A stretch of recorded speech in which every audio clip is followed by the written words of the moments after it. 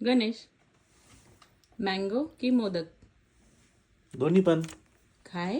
नमस्कार मंडळी, तुम्हा सगळ्यांना महाराष्ट्र दिनाच्या अगदी मोदक भरून शुभेच्छा. तर आहोंनी चॅलेंज दिलं आहे. ते म्हणाले तुझं जे चालू आहे ना 10 आंब्याचे पदार्थ, चल मग आता रोज मी सांगतो काय बनवायचं ते. त्यांनी सांगितलं आहे आंब्याचे मोदक. बापरे, मोदक तर मी अगदी आता दुसऱ्यांदाच बनवणार आहे, पण अशा पद्धतीने बनवले ना की तुम्हाला पण अगदी छान जमतील. तर त्यासाठी आपल्याला आधी हवा आंब्याचा रस. मग सगळ्यात आधी बनवून घेऊया पिठी.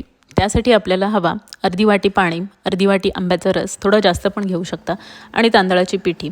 आंब्याचा रस आणि पाणी छान मिक्स करून झालं की त्यामध्ये चिमूटभर मीठ आणि केसरच्या काड्या घालायच्या.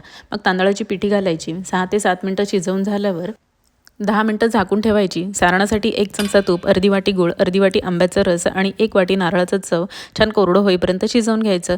आणि मग मोदक 8 ते 10 मिनटे स्टीम करून घ्यायचे. तेव्हा तुम्ही पण करून बघा आणि लाईक, शेअर, सबस्क्राईब, कमेंट जरूर करा.